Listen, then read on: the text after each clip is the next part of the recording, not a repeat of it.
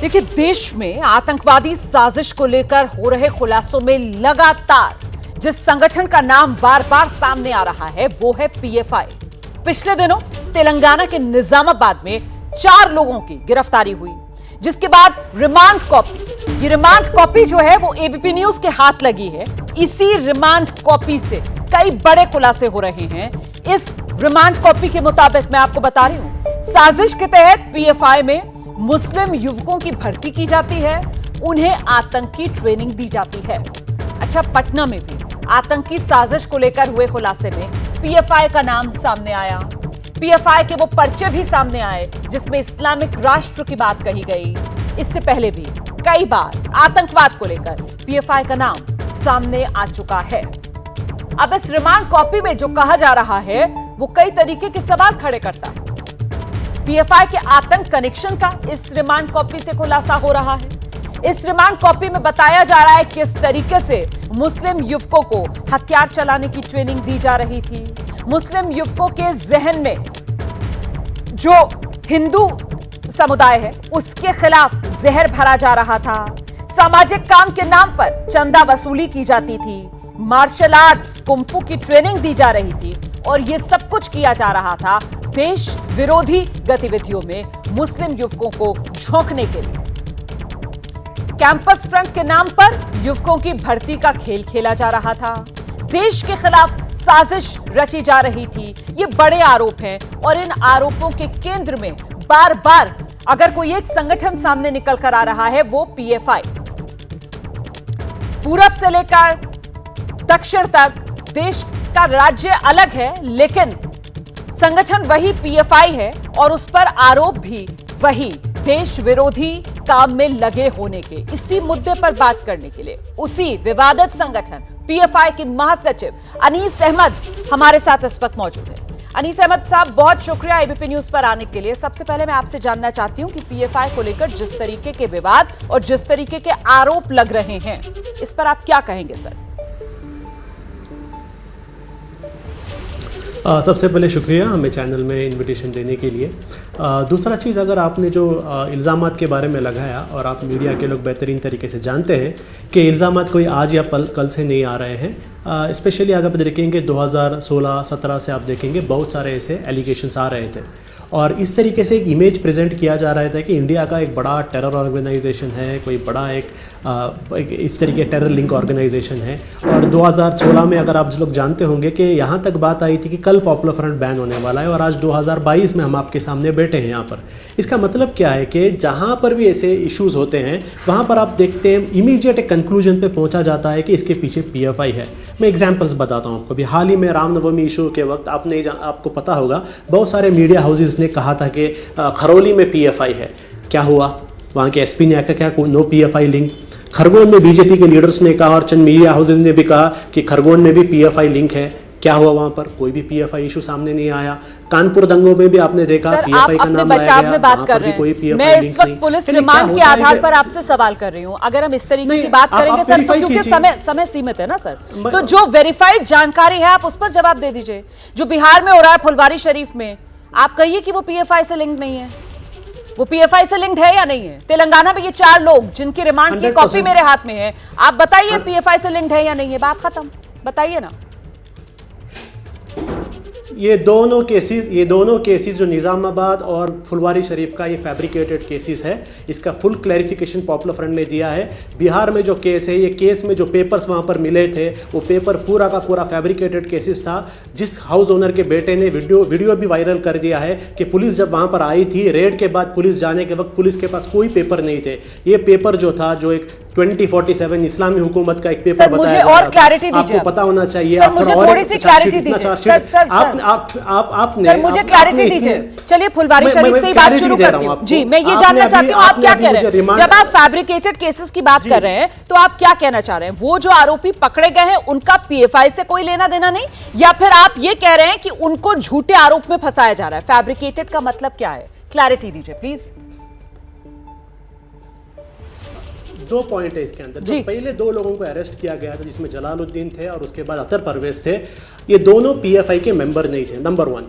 Number 2, उसके बाद जो रिमांड रिपोर्ट है, उस एफआईआर है, एफआईआर में उन्होंने क्या किया, पूरे बिहार के पॉपुलर फ्रंट ऑफ इंडिया के लीडर्स का नाम उसमें ऐड किया, उन लोगों का भी नाम ऐड किया जो लोग पुलिस स्टेशन गए थे, जो लोग पुलिस स्टेशन एक दिन पहले गए थे, जो लॉयर्स, नूरुद्दीन को आप जानते हैं, जो नूरुद्दीन का नाम ऐड किया गया था। कल उसके फैमिली वालों ने प्रेस कॉन्फ्रेंस करके बताया है कि नूरुद्दीन पुलिस स्टेशन खुद गया था एफआईआर पूछने के लिए। पहला चीज, अगर मैं सही समझी हूं तो मैं आपकी बात को दोहराना चाहती हूं। एक सेकंड, अनीस साहब, आप ये कह रहे हैं कि फुलवारी शरीफ के जो पहले 2 आरोपी थे, जिसमें जलालुद्दीन और अतहर परवेज, आप कह रहे हैं जलालुद्दीन और अतहर परवेज ये पीएफआई के सदस्य नहीं है, आप ये कह रहे हैं सर, इनका पीएफआई से कोई लेना देना नहीं है? करेक्ट, ये दोनों पीएफआई के मेंबर नहीं थे, करेक्ट, इसमें कोई दोहराई नहीं है।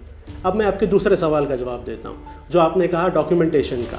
वो डॉक्यूमेंटेशन जो आपने कहा कि वहाँ पर एक डॉक्यूमेंट मिला है इस्लामी राष्ट्र बनाने का, मैं आपने अगर ये रिमांड रिपोर्ट पढ़ा है तो मैं आपसे रिक्वेस्ट करता हूँ और एक चार्जशीट भी आप पढ़िए। वो चार्जशीट यूपी में बस्ती का एक केस था 2020 या 21 का, ये सेम डॉक्यूमेंट आप देखेंगे, वहां पर भी बताया गया था कि ऐसा एक डॉक्यूमेंट मिला है। यानी एक डॉक्यूमेंट जो यूपी के एक चार्जशीट में होती है 2020 में, वही चार्जशीट बिहार में मिलती है। इसका मतलब क्या है? इसका मतलब चार्जशीट पहले ही रेडी था, डॉक्यूमेंट पहले ही रेडी था, किसे अरेस्ट करना है पहले रेडी था, एक कंप्लीट फैब्रिकेटेड केस बनाया है। और हम 100% श्योर है ये केस कहीं पर भी कोर्ट में टिकने वाला नहीं, क्योंकि पुलिस की नैरेटिव इसमें चेंज होते गई है। मैं आपको अभी, आप रिमांड रिपोर्ट को इतना कोट कर रहे हैं, मैं आपको बताता हूं। सबसे पहले पुलिस ने क्या कहा? पहले पुलिस ने कहा एक टेरर कैंप चल रहा है। फिर पुलिस ने अपना नरेशन चेंज किया। एसएसपी ने आके कहा कि यहाँ पर मोदी विजिट से लिंक है। उसके बाद एसएसपी ने वापस कहा मोदी विजिट के साथ इसका कुछ लेना देना नहीं। उसके बाद आप फाइनल वर्जन उनका क्या है? नहीं, कोई वहाँ पर मार्शल आर्ट का ट्रेनिंग चल रहा था। भाई है क्या? टेरर ट्रेनिंग से मार्शल आर्ट ट्रेनिंग पर पहुंच गए। अगर टेरर ट्रेनिंग है, पुलिस कर क्या रही थी? हम वही सवाल पूछ रहे हैं। देखिए, मैं यही सवाल बार बार पूछ रहा था पुलिस से और मीडिया से भी, क्यों पुलिस के रिपोर्ट को स्क्रूटिनाइज नहीं किया जा रहा है? पुलिस का जो केसेस, जो रिपोर्ट के अंदर बहुत सारे जो फ्लॉज हैं, उस फ्लॉज को क्वेश्चन क्यों नहीं पूछा जा रहा है? पुलिस कह रही है पॉपुलर फ्रंट एक ऐसी एक संगठन, आप ही ने कहा लेकिन अनीस जी, आप जिस तरीके से यहाँ पर पुलिस को कटघरे में खड़ा कर रहे हैं सर, तो मतलब सारे राज्यों की पुलिस जो है वो पीएफआई के पीछे हाथ धोकर पड़ गई है। मतलब सारे राज्यों की पुलिस मिली हुई है, आप पीएफआई वाले दूध के धुले हैं। सर, अपने गिरेबान में भी तो झांकिए ना, अपनी कमियों पर भी तो बात कीजिए ना सर। क्यों अगर कहीं दंगा होता है तो वहां पर पीएफआई का हाथ सामने निकल कर आ जाता है? क्यों पीएफआई से जुड़े लोग जो हैं वो देश विरोधी गतिविधियों में शामिल हैं, इस तरीके के आरोप लगते हैं? इस पर तो जवाब देना होगा ना आपको। आप मुझे एक देश विरोधी एक्टिविटी बताइए जिसमें पीएफआई का नाम आ रहा है, बताइए थोड़ा। मैंने तो ये रिमांड आपको दिखा दी। देश विरोध का आप एक कह रहे हैं, आप कह रहे हैं यहाँ पर वॉर अगेंस्ट द नेशन। हाँ, वॉर अगेंस्ट, देश विरोध का मतलब होता है वॉर अगेंस्ट द नेशन। तो सर वो 2047 में कस्बाए हिंद बना देंगे, 2023 से डायरेक्ट जिहाद शुरू कर देंगे, ये क्या है? ये वॉर अगेंस्ट द नेशन नहीं है तो और क्या है? हम तो डेमोक्रेसी है ना, लोकतंत्र है ना, यहाँ तो मुस्लिम देश बनाने का सपना देखा जा रहा है सर। ये आरोप लगाए जा रहे हैं, ये सामने आ रही है ना तथ्य, इसी पर मैं आपसे बात कर रही हूँ सर। देखिए आपको मैं बताता हूँ जी, एक व्हाइट पेपर पर कुछ भी लिखकर पॉपुलर फ्रंट ने पब्लिश किया है बताने से आप लोग मान लेंगे उसे? अगर कल मैं ऐसा एक व्हाइट पब्लिश पेपर प्रिंट करके बता देता हूं कि फला फला आदमी ने किया, लोग मानेंगे? क्यों सवाल नहीं कर रहे हैं? अगर पॉपुलर फ्रंट ने उसको पब्लिश किया होता, अगर पॉपुलर फ्रंट ने उसको प्रिंट किया होता, क्या कहीं पर भी पॉपुलर फ्रंट ने इस किताब को डिस्ट्रीब्यूट किया? पुलिस के पास एविडेंस है? कोई भी एक व्हाइट पेपर पर एक प्रिंट लेके आके पॉपुलर फ्रंट को असाइन किया जाता है? देखिए, हम एक चीज क्लियर जान लीजिए, मैं आपको बताता हूं। आप ही ने कहा है प्रोग्राम के शुरू में कि आज इंडिया में सबसे ज्यादा सर्वेलेंस रहने वाला संगठन पॉपुलर फ्रंट है, सबसे ज्यादा पुलिस इंटेलिजेंस सबका मॉनिटरिंग रहने वाला संगठन पॉपुलर फ्रंट है। इतना मॉनिटरिंग रहने वाला एक संगठन पूरे इंडिया में जाके दंगे करता है, तो इंटेलिजेंस क्या कर रही है? पुलिस क्या कर रही है? क्या उन्हें ये सारी चीज होने के बाद पता चलता है? वो खुद ही कह रहे हैं ना, हम पॉपुलर फ्रंट के मेंबर्स के फोन टैप किए हैं, हमने पॉपुलर फ्रंट के लीडर्स के फोन टैप किए हैं। ये सब करने के बाद क्या पॉपुलर फ्रंट बेवकूफ है? इतना मॉनिटरिंग के बाद खुद जाकर दंगे करेंगे? और बिहार पुलिस का आप देखिए, इतना मजाक की बात है, बिहार की पुलिस कह रही है कि प्राइम मिनिस्टर बिहार आ रहे थे, पटना आ रहे थे। प्राइम मिनिस्टर एक सिटी में जब जाते हैं, वहां का सिक्योरिटी हाईएस्ट लेवल का होना है, और खुद पुलिस कहती है हमारे नाक के नीचे टेरर काम चल रहा था। क्या मजाक है? तो पुलिस कर क्या रही थी? पुलिस को आप सवाल पूछिए, ये कि उस पुलिस से सवाल नहीं पूछा जाता है, उनके वर्जन को आंख बंद करके क्यों माना जाता है। और एक चीज बताता हूं, पुलिस के वर्जन को जो है अल्टीमेट सच मत मानिए, यही वो पुलिस था जिसने नरेंद्र मोदी और अमित शाह के ऊपर भी केस डाला था। 20 साल के बाद जाके क्लीन चिट मिला है। तो पुलिस के वर्जन को हमेशा सही मानना है तो हर पुलिस के वर्जन को सही मानना है, सिर्फ पीएफआई के खिलाफ के पुलिस वर्जन को सही नहीं आप अपना वर्जन रखिए, आप अपने संगठन की बात कीजिए, आप बताइए आज एबीपी न्यूज के माध्यम से देश को कि आखिरकार पीएफआई ये संगठन क्या है, इस पर जो देश विरोधी गतिविधियों में शामिल होने के आरोप लगते हैं, इसकी सच्चाई क्या है, आप क्या हैं, पीएफआई खुद को कैसे देखता है, क्या आप खुद को देशभक्त संगठन कहते हैं, क्या हैं आप, बताइए ना। पॉपुलर फ्रंट ऑफ इंडिया एक रजिस्टर्ड ऑर्गेनाइजेशन है। पॉपुलर फ्रंट ऑफ इंडिया हर साल इनकम टैक्स में पैसा देती है। पॉपुलर फ्रंट ऑफ इंडिया मुसलमानों के अंदर मुसलमानों का जो पिछड़े तबकात हैं उनके एम्पावरमेंट के लिए काम करने वाला एक संगठन है।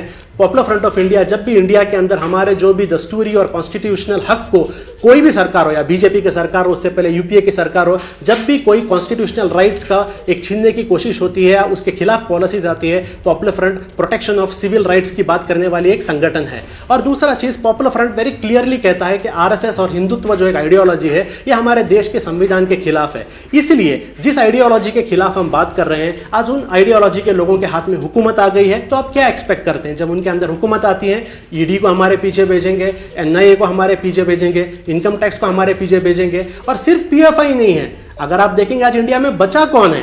कांग्रेस ईडी के ऑफिस में घूम रहे हैं, एनसीपी के लोग ईडी ऑफिस में घूम रहे हैं, आम आदमी पार्टी के लोग घूम रहे हैं। क्या दिक्कत यही है? जिस तरीके से आप एक नजरिए के साथ एक रंग में रंगने की बात कर देते हैं और हिंदू विरोध, एक तरीके से हिंदू विरोध में आप इतनी ज्यादा अपनी आंखें बंद कर लेते हैं कि आप आरएसएस को, बीजेपी को देश विरोधी कहने लगते हैं। सर, ये जो विचारधारा है, जब आप इसका प्रचार प्रसार करते हैं, तो क्या इसे देश हित में कहा जाएगा? फिर तो इसे देश विरोधी कहा जाएगा ना sir.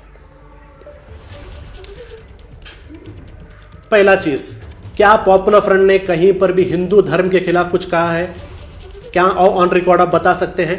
Popular front of India का पॉलिसी, हम किसी भी धर्म के खिलाफ बात नहीं करते, नंबर 1। नंबर 2, हिंदुत्व और हिंदू में आपको फर्क नहीं लगता, हमें फर्क लगता है, क्योंकि हिंदुत्व जो है एक पॉलिटिकल आइडियोलॉजी है, और एक पॉलिटिकल आइडियोलॉजी को क्रिटिसाइज करने से आप किसी धर्म को क्रिटिसाइज नहीं करते।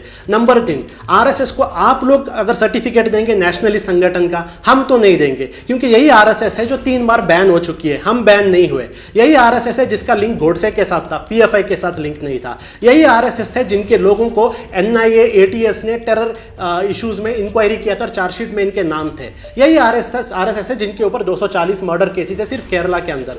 आप लोगों के लिए देश वेरी नेशनलिस्ट संगठन होंगे, हमारे लिए नहीं है। हमारे लिए वो बहुत एक फैसिस्ट ऑर्गेनाइजेशन है, और उनकी आइडियोलॉजी के खिलाफ बात करना ना तो देश के खिलाफ बात करना है, ना तो हिंदू धर्म के खिलाफ बात करना है। सर, मैं वही कह रही हूं कि आरएसएस एक सांस्कृतिक संगठन है। आरएसएस जो है वो देश निर्माण के काम में जुटा हुआ है, लेकिन आपको वो सब नजर नहीं आता है। आप अपने नजरिए से किसी भी संगठन को इस तरीके से देखते हैं और दो समुदाय में फिर नफरत भरने का काम करते हैं अपने इन जहरीले बयानों से, जिस तरीके की बातें आप आज एबीपी न्यूज पर बैठकर कर रहे हैं। सर देखिए, यहां पर आरएसएस के कोई स्पोर्ट्स पर्सन नहीं है, वरना मैं उनसे पूछता, एक काम बताइए जो देश के डेवलपमेंट के लिए आरएसएस ने किया है। एक काम बताइए जो उन्होंने देश की आजादी के लिए किया है। देश की आजादी के वक्त तो पूरे छुपे हुए थे। हिस्ट्री बुक पढ़ लीजिए, बंच ऑफ हिस्ट्री बुक मत पढ़िए, फिर इल्जाम लगेगा मुसलमानों ने लिखा। बंच ऑफ थॉट पढ़िए, किसने लिखा? एमएस गोलवालकर ने लिखा। We are nation with define पढ़िए, किसने लिखा? एमएस गोलवालकर ने। पढ़िए वो किताब। वो किताबों में क्या है? बड़ा देश डेवलपमेंट है क्या? 100% रेशियल सुप्रीमेसी की बात है। 100% जो हिटलर ने नाजी जर्मनी में यहूदियों के साथ किया था, उसको जस्टिफाई करने की बात वहां पर की गई। इंडिया पीएफआई जो है वो दबे कुचलों की मदद करने वाली है, वो सब ढोंग हो गया ना, वो सब ढोंग हो गया। मतलब आपकी बातों से मुझे समझ में आ रहा है कि पीएफआई जो है वो तो आप विचारधारा की लड़ाई लड़ रहे हैं, और आपने इस विचारधारा की लड़ाई में अपना दुश्मन जो है वो आरएसएस को बना लिया है, और उसी के खिलाफ आप ये लड़ाई लड़ रहे हैं। आप यही मैसेज दे रहे हैं अपनी बातों से। देखिए, देखिए, हमारे दुश्मन कोई एक संगठन नहीं है, हमारे दुश्मन हर वो विचारधारा है जो हमारे देश के कॉन्स्टिट्यूशन के खिलाफ है। अगर आरएसएस की विचारधारा देश के कॉन्स्टिट्यूशन के खिलाफ है, अगर वो लोग इंडिया की जो एक प्लूरलिस्टिक सोसाइटी को नहीं मान रहे, इसका मतलब वो देश के कॉन्स्टिट्यूशन के खिलाफ है, तो हम उनकी मुखालिफत करेंगे ही। दूसरी चीज मैं आपको बताता हूं, इसके अंदर इंडिया में पॉलिटिकल डिफरेंसेस तो होते ही रहते हैं। आप बताइए, क्या कांग्रेस और बीजेपी के अंदर आइडियोलॉजिकल डिफरेंसेस नहीं है? क्या आइडियोलॉजिकल डिफरेंसेस हो सर, आइडियोलॉजिकल डिफरेंसेस हो, पॉलिटिकल डिफरेंसेस हो, लेकिन ये डिफरेंसेस जो है वो हिंसक रूप ना लेना। यहां तो जब हिंसा होती है, जब दंगे होते हैं, तो पीछे से पीएफआई का नाम सामने निकल कर आता है। सारी दिक्कत तो ये है ना सर, लोकतंत्र में हिंसा को तो जगह नहीं दी जा सकती है ना। बहुत बेहतरीन बात आपने कहा, बहुत बेहतरीन बात आपने कहा। मैं चाहता हूं यही बात को लेकर आप थोड़े केरला के पिछले 30 साल का हिस्ट्री देख लीजिए, जहां पर सीपीएम की लेफ्टिस्ट आइडियोलॉजी और आरएसएस की हिंदुत्व आइडियोलॉजी की वजह से 400 ज्यादा मर्डर हुए हैं। वहां पर ये अप्लाई नहीं होता क्या? सिर्फ हम पर अप्लाई होता है। और कितने मर्डर केसेस में पीएफआई है बोलिए? अगर आप कंपेयर भी करेंगे, हम 0.1% भी नहीं रहेंगे। ये जो क्राइम आप हम पर लगा रहे हैं ना, मैं आपसे रिक्वेस्ट करता हूं, केरला का उदाहरण देकर, वहां आरएसएस और लेफ्ट का उदाहरण देकर, या फिर परसेंटेज बताकर आप जिस तरीके से कटघरे में खड़े हुए हैं, आप उसको नकार नहीं सकते हैं सर, आप उसको नकार नहीं सकते हैं। देश के अलग अलग राज्यों में इस वक्त पीएफआई से जुड़े लोग जो सलाखों के पीछे हैं, जिनकी जांच वहां की राज्य पुलिस कर रही है सर, एनआईए कर रहा है सर, एटीएस कर रहा है सर, और ये पुलिस की जांच में सामने निकल कर आ रहा है कि साहब पीएफआई जो है वो देश विरोधी गतिविधियों में लिप्त है। अंतर्राष्ट्रीय फंडिंग आपको हासिल होती है, और फिर देश के अंदर अशिक्षित बेरोजगार मुस्लिम युवक, उसको सर आप अपना चारा बना लेते हैं सर, उसका आप इस्तेमाल कर रहे हैं, और आप कह रहे हैं आप मुसलमानों के हक की बात कर रहे हैं। आप तो मुसलमानों के जहन में जहर भर रहे हैं। देखिए, वो आपको शायद लगता होगा क्योंकि हम किसी भी धर्म के खिलाफ जहन नहीं पड़ रहे, नंबर 1। नंबर 2, जो आपने कहा कि मुसलमान बेरोजगार मुसलमानों के अंदर काम कर रही है, आपकी गलतफहमी है। पॉपुलर फ्रंट ऑफ इंडिया के जो मेंबरशिप है, हाईली एजुकेटेड मेंबरशिप, हर लेवल के लोग पॉपुलर फ्रंट के अंदर आपको मिलेंगे। और दूसरा चीज़, आप कह रहे हैं कि पॉपुलर फ्रंट के ऊपर एनआईए की इंक्वायरी, एटीएस की इंक्वायरी हो रही है। जरा 4-5 साल पीछे जाके देखिए, किन किन संगठनों पर एनआईए और एटीएस की इंक्वायरी हुई है, किन किन लोगों पर हुई है, चला वो भी देखिए। सिर्फ एक इन्वेस्टिगेशन, आप एक एजेंसी आप पर इन्वेस्टिगेट करने से आपको ये गलत संगठन नहीं होते। टेरर फंडिंग कहाँ है भाई? टेरर फंडिंग, इंटरनेशनल फंडिंग कहाँ है भाई? इंटरनेशनल फंडिंग आपको बताता हूँ। यही ईडी ने कहा था 2020 में कि पॉपुलर फ्रंट को 200 करोड़ आए। आप लोगों को पता होना चाहिए, बताया था ना 200 करोड़। उसके बाद चेंज करके बताया गया 120 करोड़। अभी हाल ही में ईडी का ऑफिशियल स्टेटमेंट आया है कि पॉपुलर फ्रंट ऑफ इंडिया का 12 साल में, 1-2 साल नहीं, 12 साल में पॉपुलर फ्रंट के बैंक अकाउंट में टोटल अमाउंट जो आया है वो 60 करोड़ है, जिसके अंदर रिलीफ के हैं, फ्लड रिलीफ का सारे एक्टिविटीज के अंदर आ जाते हैं। जब एक ही एजेंसी अपना स्टैंड को 3 बार बदलती है 2 साल के अंदर, आप समझते क्या है? क्यों सवाल नहीं पूछते उनसे कोई सवाल नहीं पूछता। क्योंकि मैं बताता हूँ रमना जी, क्या बात है, इल्जाम लगाना बहुत आसान है। आप जब हम तो देश हित में सबसे सवाल पूछते हैं सर, और सबका नजरिया जो है वो देश के सामने रखते हैं, और इसी क्रम में आपको भी एबीपी न्यूज पर हमने बुलाया अपनी बात रखने के लिए। जो सवाल पीएफआई को लेकर लोगों के मन में है, वो तमाम सवाल मैंने आपके सामने रखने की कोशिश की। बहुत शुक्रिया एबीपी न्यूज के लिए वक्त निकालने के लिए। अनीस अहमद, ये पीएफआई से जुड़े हुए महासचिव पीएफआई के, उन्हीं से एबीपी न्यूज की बातचीत आप देख रहे थे।